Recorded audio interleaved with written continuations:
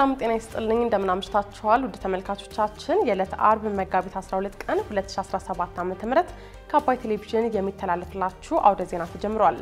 በምሽቱ የዜና ወጃችንን በርካታ ዘገባዎችን ወደ እናንተ እናደርሳለን። የቢዝነስና የምጣኔ ሀብት ዘገባችንም ሰዓቱን ጠብቆ ወደ እናንተ የሚቀርብ ይሆናል። ዜናውን እየመራው ሀና ፍስሐ ከናንተ ጋር ቆይታ አደርጋለሁ። አብራችሁን እንድትቆዩ ጋብዛለሁ። በመጀመሪያው ክፍለ ጊዜ የመረጃ ጥንቅራችንም የትግራይ ክልል የሰላምና የጸጥታ ቢሮ ከቀበሌ ነዋሪ ማረጋገጫ መታወቂያ ውጪ በሌላ አገልግሎት ማግኘት መከልከሉን ተከትሎ ነዋሪዎቹ ቅሬታቸውን ማቅረባቸውን ኢትዮጵያ ከአሜሪካ ተራድኦ ድርጅት ታገኝ የነበረው እርዳታ እንዲቀጥል ከትራምፕ አስተዳደር ጋር ንግግር መደረጉን አምባሳደር ብናልፍ አንዱዓለም መናገራቸውን እንዲሁም ደግሞ የሰራተኞች ጥያቄ ምላሽ ሳያገኝ ተጨማሪ ክፍያን የሚጠይቀው ረቂቅ መቅረቡ ሌላ ጫና ይፈጥራል መባሉን ጨምሮ ሌሎች መረጃዎችን ይዘንላችሁ ቀርበናል። አብራችሁን ቆዩ። የትግራይ ክልል የሰላምና የጸጥታ ቢሮ ከቀበሌ ነዋሪ ማረጋገጫ መታወቂያ ውጪ በሌላ አገልግሎት ማግኘት መከልከሉን ተከትሎ ነዋሪዎቹ ቅሬታ አቀረቡ። የትግራይ ክልል የሰላምና የጸጥታ ቢሮ ከቀበሌ ነዋሪ ማረጋገጫ መታወቂያ ውጪ በሌላ መንቀሳቀስ ይከለከላል ሲል ያወጣው መግለጫ አነጋጋሪ ሆኗል። መግለጫውን በማስመልከትም ፋይዳ፣ ፓስፖርት፣ የባንክ ደብተርና የተለያዩ የመንግስትና የግል መስሪያ ቤቶች መታወቂያዎች ዋጋ የሚያሳጣ ልክ ያልሆነ መግለጫ ነው በማለት አስተያየት የሰጡ ነዋሪዎች ቅሬታ አቅርበዋል። መታወቂያ በሁሉም አካባቢዎች ተሟልቶ ባልተደረሰበት ሁኔታ ይህንን መሰል አስገዳጅ መግለጫ ማውጣት ተገቢ አይደለም በማለት ተቃውመዋል። አንዳንዶቹ ውሳኔውን ከነዋሪዎች ገንዘብ ለመሰብሰብ ከማለም ውጪ የሚተገበር መግለጫ አይደለም ያሉ ሲሆን ሌሎቹ ደግሞ በክልሉ ወጣት ያለውንና የሚታየውን ሰፊ የለውጥ ተነሳሽነትና ፍላጎት ለማዳከምና ለማፈን ያለመ ነው የሚል ጠንካራ አስተያየት ሰጥተዋል። ክልሉ ለሚነሳበት የመታወቂያ ዕድል ክፍተት የክልሉ የሰላምና ጸጥታ ቢሮ ባወጣው መግለጫ ምላሽ የሰጠ ሲሆን የቀበሌ ነዋሪ ማረጋገጫ መታወቂያ ተዘጋጅቶ ለዕደላ ዝግጁ መሆኑንና ነዋሪውም እየወሰደ እንደሆነ አመላክቷል። ከቅርብ ጊዜ በኋላም ያለ ቀበሌ የነዋሪ ማረጋገጫ መታወቂያ ሌላ መታወቂያ ይዞ መንቀሳቀስ ስለሚቆም ሁሉም ነዋሪ ተገቢውን ነገር አሟልቶ ወደሚኖርበት የቀበሌ አስተዳደር በመሄድ መታወቂያ መያዝ ይኖርበታል ሲል ቢሮ በመግለጫው ጠቅሷል። ቲክቫ ኢትዮጵያ የመቀለ ቤተሰብ አባሉ የክልሉ የሰላምና የጸጥታ ቢሮ መግለጫን ለማረጋገጥም ወደ ተወሰኑት የመቀሌ የቀበሌ መስተዳድሮች ተዘዋውሮ እንደተመለከተው የተባለውን የነዋሪ መታወቂያ ተሟልቶ አለመቅረቡን ባወጣው ዘገባ ገልጿል። የመቀለ ከተማ የአንድ ቀበሌ አስተዳደር ቢሮ የሚለውና መሬት ላይ ያለው አይገናኝም ማለታቸውንና ዕደላ አለመጀመራቸውን መናገራቸውን ዘገባው አክሏል። በክልሉ ለነዋሪዎቹ ሲሰጥ የነበረው የነዋሪ መታወቂያም በተለያዩ ምክንያቶች በመስተጓጎሉ ነዋሪዎቹ መታወቂያ ማግኘት እንዳልቻሉ ሲገልጹ ይስተዋላል። ኢትዮጵያ ከአሜሪካ ተራድኦ ድርጅት ታገኝ የነበረው እርዳታ እንዲቀጥል ከትራምፕ አስተዳደር ጋር ንግግር መደረጉን አምባሳደር ብናልፍ አንዱዓለም ተናገሩ። በአሜሪካ የኢትዮጵያ ልዩ መልእክተኛና ባለሙሉ ስልጣን አምባሳደር ብናልፍ አንዱዓለም ለአዲሱ ኃላፊነታቸው ወደ ዋሽንግተን ዲሲ ከመጡበት ጊዜ አንስቶ እስካሁን በአሜሪካ በተለያየ ደረጃ ከሚገኙ ባለስልጣናት ጋር አብሮ ለመስራት የሚያስችል እንቅስቃሴ እያደረጉ እንደሚገኙ ገልጸዋል። አምባሳደሩ ከዶቼ ቬለ ጋር ባደረጉት ቃለ መጠይቅም የተልኳቸው ትኩረት ከአሜሪካ ጋር ስትራቴጂክ ትብብርን ለመመስረት የሚያስችል ግንኙነት መፍጠር መሆኑን አስታውቀዋል። በመንግስት በኩል በዋነኛነት አቅጣጫ እየተቀመጠውም ይኸው መሆኑን የተናገሩት አምባሳደሩ በአሜሪካ የሚኖረው የኢትዮጵያ ዲያስፖራ ማህበረሰብ በሀገሩ ብሔራዊ ጥቅም ላይ አንድ ሆኖ እንዲሰራ እንዲሁም ደግሞ በኢትዮጵያ ፖለቲካዊ፣ ማህበራዊና ኢኮኖሚያዊ እንቅስቃሴዎች ላይ ተሳታፊና ተጠቃሚ እንዲሆን ማድረግ ሌላው ተልዕኮ መሆኑን ጠቁመዋል።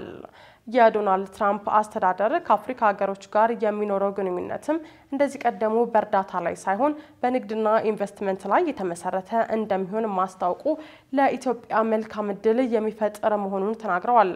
ይህም ደግሞ ብዙ ድሎችን ይዞ የሚመጣ መሆኑን ያነሱት ከዚህ ቀደም ከሰሃራ በታች ላሉ የአፍሪካ ሀገሮች የተዘረጋውና ከሰሜኑ ጦርነት ጋር በተያያዘ ኢትዮጵያ የታገደችበት በዩናይትድ ስቴትስ ከቀረጥ ነፃ የንግድ ዕድል አጓ ፕሮግራም እንዲቀጥልም ለአሜሪካ መንግስት ጥያቄ መቅረቡን የገለጹት አምባሳደሩ አስተዳደሩ የሚደርስበት ውሳኔ ወደፊት የሚጠበቅ እንደሆነ አመላክተዋል።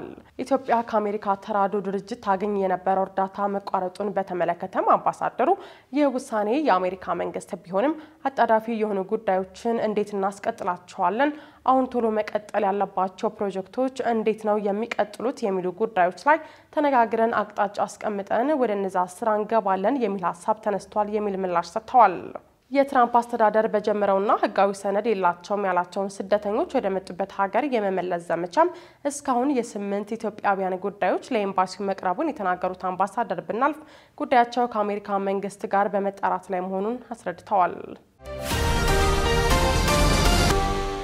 የሰራተኞች ጥያቄ ምላሽ ሳያገኝ ተጨማሪ ክፍያን የሚጠይቀው ረቂቅ መቅረቡ ሌላ ጫናን ይፈጥራል ተባለ። ያቀረብነው ጥያቄ ምላሽ ሳያገኝ ተጨማሪ ክፍያን የሚያስከትለው ረቂቅ አዋጅ መቅረቡ ሰራተኞች ላይ ሌላ የኑሮ ጫና የሚፈጥር ነው ሲል የኢትዮጵያ ሰራተኛ ማህበራት ኮንፌዴሬሽን ኢሰማኮ አስታውቋል።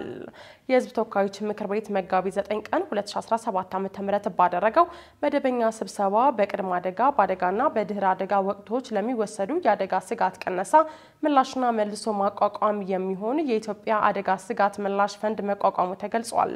በዚህም መሰረት ሌሎች ጉዳዮችን አካቶ የመንግስትና የግል ሰራተኞች ከደሞዛቸው ላይ ተቆራጭ በማድረግ ለአደጋ ስጋት የሚሆን ክፍያ እንዲፈጽሙ የሚያስገድድ ረቂቅ አዋጅ ላይ አባላቱ ከተወያዩበት በኋላ ለምክር ቤቱ የውጭ ግንኙነትና ሰላም ጉዳዮች ቋሚ ኮሚቴ ለዝርዝር እይታ መርቷል። ይህንን አዋጅ በተመለከተም አስተያየታቸውን የሰጡት የኮንፌዴሬሽኑ የውጭና የህዝብ ግንኙነት መምሪያ ኃላፊ አያሌው አህመድ ከዚህ ቀደም በተደጋጋሚ ጊዜ ሲቀርቡ የነበሩ ጥያቄዎች ምላሽ ሳያገኙ መቅረታቸውን የገለጹ ሲሆን ተጨማሪ ክፍያን የሚጠይቀው ረቂቅ አዋጅ መቅረቡ ሰራተኞች ላይ ሌላ ጫናን የሚፈጥር ነው ብለዋል። በመሆኑም ረቂቅ አዋጁ ገና ስላልጸደቀ ህግ ሆኖ ይወጣል ወይስ አይወጣም የሚለውን በተመለከተም የሰራተኛና ማህበራት ኮንፌዴሬሽን አስቀድሞ የሚወያይበት ጉዳይ እንደሚሆን መናገራቸውን በመጥቀስ አህዱ ዘግቧል።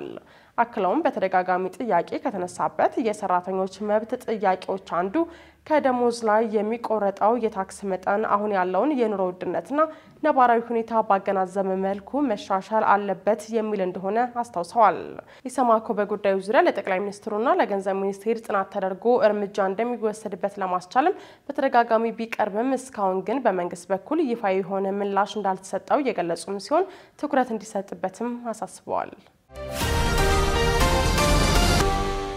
የተወደዳችሁ ተመልካቾቻችን እየተከታተላችሁት ያላችሁት ከአባይ ቴሌቪዥን የአውደ ዜና የመረጃ ሰዓታችን ቀጥሏል። በአማራ ክልል በመሰረተ ልማቶች ላይ የሚደረግ ዝርፊያ እየጨመረ መምጣቱ መነገሩን የሱዳን ጦር ከ2 ዓመት ጦርነት በኋላ ቤተመንግስቱን መልሶ መቆጣጠሩን ማስታወቁን ጨምሮ ሌሎች መረጃዎችን እያሱበለጠ ይዟል። ተከታትለን እንመለስ። የአዲስ አበባ ከተማ እስከ ምሽቱ 4 ሰዓት ድረስ ተግባራዊ ያደረገውን ደንብ መተላለፍ እስከ ንግድ ፍቃድ መሰረዝ የሚደርስ ቅጣት እንዳለ ተገለጸ። የአዲስ አበባ ከተማ አስተዳደር የትራንስፖርት አገልግሎት እስከ ምሽቱ 4 ሰዓት ድረስ በመንገድ ዳር የሚገኙ የንግድ ተቋማት ደግሞ ምሽት 3 ሰዓት ተኩል ድረስ እንዲሰሩ የሚያስገድደው ደንብ ከመጋቢት 10 ቀን ጀምሮ ተግባራዊ አድርጓል። የከተማዋ ንግድ ቢሮ የኮሚኒኬሽን ዳይሬክተር የሆኑት አቶ ሙሰማ ጀማል ደንቡ የህግ ተጠያቂነትን ጨምሮ የገንዘብና በመጨረሻም ንግድ ፍቃድን እስከ መሰረዝ የሚደርሱ ቅጣቶች እንዳሉ ተናግረዋል።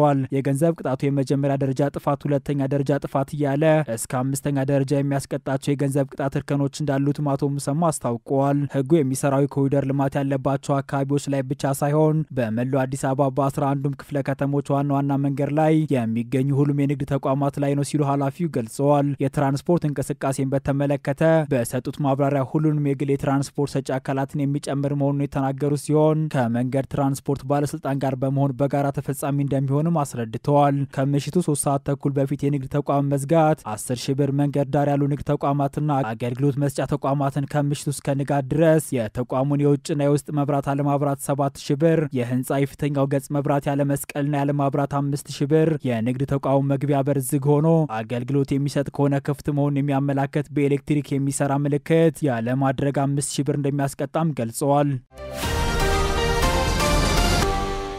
የሱዳን ጦር ከ2 ዓመት ጦርነት በኋላ ቤተመንግስቱ መልሶ መቆጣጠሩን አስታወቀ። የሱዳን ጦር ተፋላሚውን የሱዳን ፈጥኖ ደራሽ ኃይል በማሸነፍ ከ2 ዓመት ጦርነት በኋላ ካርቱም የሚገኘውን ፕሬዝዳንታዊ ቤተመንግስት መልሶ መቆጣጠሩን ወታደራዊ መሪዎች ገልጸዋል። በፈጥኖ ደራሽ ኃይሉ ተሸንፎ ከመዲናዋ ተባሮ የነበረው የሱዳን ጦር ከ2 ዓመት በኋላ መዲናዋን ካርቱም መልሶ ለመቆጣጠር እየተቃረበ እንደሚገኝ እየተገለጸ ይገኛል። የጦሩ ቃል አቀባይ ነቢል አብደላህ በመንግስታዊ ቴሌቪዥን ሰራዊታቸው በማዕከላዊ ካርቱም የሚገኘውን ቤተ መንግስትና ሚኒስቴር መስሪያ ቤቶችን መቋጠሩን ተናግረዋል። ሰራዊታችን የጠላት ተዋጊዎችን ድባቅ በመምታት ከፍተኛ መጠን ያለው የጦር መሳሪያዎችን ማርኳል ብለዋል ቃል አቀባዩ። በደስታ የተሞሉ ወታደሮች ጠመንጃቸውን ሲያወዛውዙ ሲጮሁን እንዲሁም ተንበርክከው ሲጸልዩ በማህበራዊ ሚዲያ የተጋሩ ቪዲዮዎች አሳይተዋል። ነገር ግን የሱዳን ፈጥኖ ደራሽ ኃይል ይሄ ዜና እስከተጠናቀረበት ጊዜ ድረስ እስካሁን አስተያየት አልሰጠም። ጦርነቱ ከተጀመረበት ጊዜ ጀምሮ ፈጥኖ ደራሽ ኃይሉ አብዛኛውን የካርቱምን ክፍል እንዲሁም የሱዳን ምስራቃዊ ክፍልን ተቋጥሮ ቆይቷል።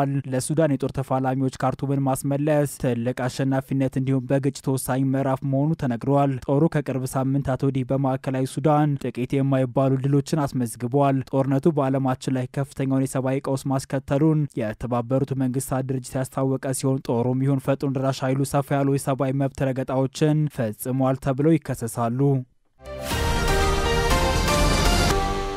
በአማራ ክልል በመሰረተ ልማቶች ላይ የሚደርሰው ዝርፊያ እየጨመረ መምጣቱ ተነገረ። በአማራ ክልል ሰሜንና ደቡባዊ ወሎ ዞን በመብራት ቴሌኮም፣ ውሃና የባቡር መሰረተ ልማት ላይ የሚደርሰው ዝርፊያ በየጊዜው እየጨመረ መምጣቱን የአካባቢው ነዋሪዎች ተናግረዋል። በአካባቢው እየተካሄዱ የሚገኙ ዝርፊያዎች በቀጥታ ማህበረሰቡ ላይ ጫና አላቸው ሲሉ አስተያየት ሰጪዎቹ ተናግረዋል። በመሰረተ ልማት ዝርፊያ ላይ የተሰማሩ ግለሰቦችን ህጉ በአግባቡ ስለማይቀጣ ስርቆቱ ተባብሷል ማለታቸውን ዶቼ ቬለ ዘግበዋል። በሰሜን ወሎ ዞን መርሳ ከተማ የሰላምና ደህንነት ጽሕፈት ቤት ኃላፊ የሆኑት አቶ መንግስቱ አራጋው በባቡርና ውሃ መሰረተ ልማት ላይ እየተደረገ ያለው ዝርፊያ መጨመሩን ገልጸዋል። እነዛም በስራ ላይ ያሉትን ሌቦች እየቆረጡ እያመጡ በኪሎ ለመሸጥ ቁራሌው ለሚሰሩ ተደብቀው ሲሸጡ ባለ መረጃና ክትትል በተለያየ ጊዜ እጅ ከፍንጅ የያዝናቸው አሉ፣ በባዶ ቤትም ጥለው ይጠፋሉ ሲሉ ተናግረዋል። በኢትዮ ቴሌኮም ሰሜን ምስራቅ ሪጅን የፊክስ ኔትወርክ ክፍል ኃላፊ የሆኑት አቶ ቀለም ታረቀኝ በኢንተርኔት መሰረተ ልማት ላይ የሚደርሰው ዝርፊያ በተጠቃሚው ላይ የጥራት ችግር ያመጣ መሆኑን ገልጸው አሁን ላይ ዝርፊያው ወደ ኃይል ሳጥኖችና ሌሎች ቁሳቁሶች ላይ ነው ብለዋል። ደሴ ከተማ ቢያንስ ከ3000 እስከ 4000 ደንበኞችን ማስጠቀም የሚችል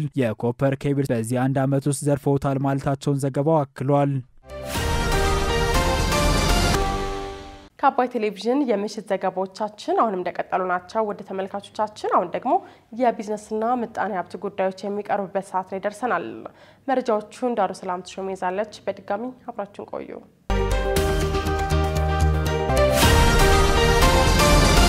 የኢትዮጵያ ካፒታል ገበያ ባለስልጣን ለአምስት አዳዲስ ድርጅቶች የካፒታል ገበያ አገልግሎት ሰጪዎች ፍቃድ ሰጠ። የኢትዮጵያ ካፒታል ገበያ ባለስልጣን ለአምስት አዳዲስ ድርጅቶች የካፒታል ገበያ አገልግሎት ሰጪዎች ፍቃድ መስጠቱን አስታውቋል። ባለስልጣኑ ለካፒታል ገበያ እንቅስቃሴ ቁልፍ ሚና ይኖራቸዋል ላላቸው የካፒታል ገበያ አገልግሎት ሰጪዎች ፍቃድ የመስጠት ስነ ስርዓት በአዲስ አበባ አካሂዷል። በስነ ስርዓቱ ላይ የብሔራዊ ባንክ ገዥና የካፒታል ገበያ ባለስልጣን የቦርድ ሰብሳቢ አቶ ማሞ ምህረቱ ባለስልጣኑ ለአምስት የካፒታል ገበያ አገልግሎት ሰጪዎች ፍቃድ መስጠቱን አስታውቋል። የካፒታል ገበያ ባለስልጣን ዋና ዳይሬክተር ሀና ተህልቁ ገበያው ለሀገር ኢኮኖሚ እድገት ከፍተኛ ሚና ቢኖረውም በአግባቡ ሳይሰራበት ቆይታል ያሉ ሲሆን ይህንኑ ተከትሎ የካፒታል ገበያ ባለስልጣን በማቋቋምና የተለያዩ የአሰራር ስርዓቶችን በመዘርጋት እየተሰራ እንደሚገኝ ገልጸዋል። በትላንትናው ዕለት ተጨማሪ ለአምስት ድርጅቶች ፍቃድ መሰጠቱን ተከትሎ በኢትዮጵያ የመጀመሪያዎቹ የኢንቨስትመንት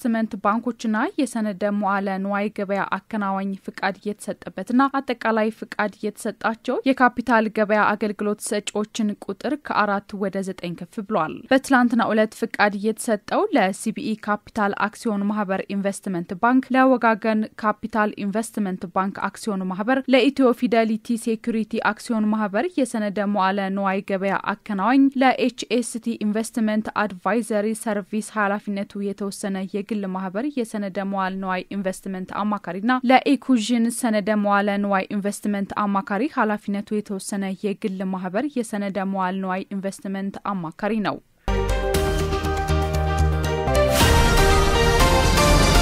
አባይ ቴሌቪዥንና ከለርፉል ኢቨንት ኦርጋናይዘር አብሮ ለመስራት የሚያስችላቸውን ስምምነት ተፈራረሙ። ለሁለተኛ ጊዜ የሚዘጋጀውና በስራ ፈጣሪዎች፣ በነጋዴዎች፣ በኢንቨስተሮች፣ በባንክና ፋይናንስ፣ በሚዲያ አገልግሎት ሰጪ ተቋማት ሙያተኞችና አመራሮችን እንዲሁም በሌሎች ዘርፎች እውቅና የሚሰጠው ስታር ዋይድ አዋርድ የሽልማት መርሃ ግብር በመጪው ግንቦት ወር ሊካሄድ ነው። በዚህ ስነ ስርዓት የመንግስት ኃላፊዎች፣ የኪነ ጥበብ ባለሙያዎች፣ ታዋቂ ግለሰቦችና ምሁራን በተገኙበት በደማቅ ስነ ስርዓት እንደሚከናወን ተገልጿል። በከለርፉል ኢቨንት ኦርጋናይዘር የሚዘጋጀው ስታር ዋይድ አዋርድ ሁለተኛውን የሽልማት መርሃ ግብር ለማከናወን ከአባይ ቴሌቪዥን ጋር አብሮ ለመስራት የሚያስችላቸውን ስምምነትም ተፈራርመዋል። በፊርማ ስነ ስርዓቱ ላይ ተገኝተው ንግግር ያደረጉት የአባይ ቴሌቪዥን ዋና ስራ አስፈጻሚ አቶ ግሩም ይልማ ዘንድሮ ለሚዘጋጀው የስታር ዋይድ አዋርድ ዝግጅት ከመጀመሪያው አንስቶ እስከ ፍጻሜው ድረስ ሙሉና ሰፊ የሚዲያ ሽፋን በመስጠት በሚዲያ አጋርነት እንደሚሰሩ ገልጸዋል። በዚህም ከጋዜጣዊ መግለጫ ጀምሮ የቲቪ ማስታወቂያ፣ የዶክመንተሪ ፊልም፣ ዜናና ማንኛውንም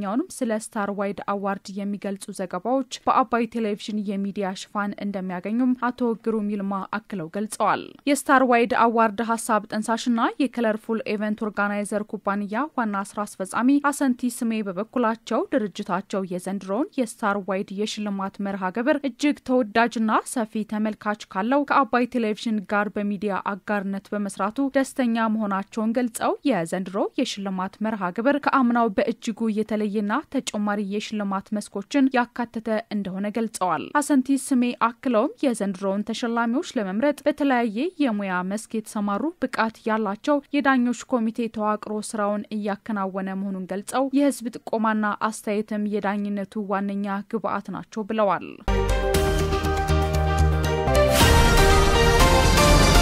በጋምቤላ ክልል ወርቅ አውጪ ድርጅቶች የነዳጅ እጥረት እንዲፈጠር ምክንያት ሆነዋል ተባለ። በጋምቤላ ክልል ያለው የነዳጅ ግብይት ህግና ስርዓትን ተከትሎ እየተከወነ አይደለም የተባለ ሲሆን በዚህም በክልሉ ሰው ሰራሽ የነዳጅ እጥረት በመከሰቱ በማህበረሰቡ እንቅስቃሴ ላይ እክል መፍጠሩን የክልሉ ንግድ ቢሮ ገልጿል። የጋምቤላ ክልል ንግድ ቢሮ ኃላፊ ወይዘሮ ኛሞሽኪል በክልሉ ያሉ የነዳጅ ማደያዎች ከተለያዩ የወርቅ አውጪ ድርጅቶች ጋር እየፈጸሙት ያለው ህገወጥ ግብይት ዋነኛ ችግር ሆኗል ማለታቸው ኢትዮ ኤፍኤም ዘግቧል። ማደያዎች ያመጡትን ናፍጣና ቤንዚን ከታሪፍ በላይ ከመሸጣቸውን በተጨማሪ ነዳጅ በድብቅ በጥቁር ገበያው እየወጣ መሆኑ ተገልጿል። ከቅርብ ጊዜያት ወዲህ በክልሉ የማደያ ግንባታዎች መበራከት የተስተዋለ ሲሆን በዚህም ፍቃድ ሰጪ ተቋማት የአስፈላጊነት ግምገማዎችን በማድረግ በህጋዊ ስርዓት ብቻ ፍቃድ ሊሰጡ እንደሚገባ ተጠይቋል ሲል ዘገባው አክሏል። የክልሉ ንግድ ቢሮ በህገወጥ የነዳጅ ችርቻሮ ላይ የተሰማሩ ማደያዎችና ግለሰቦችን ለመቆጣጠር እርምጃዎች እየተወሰዱ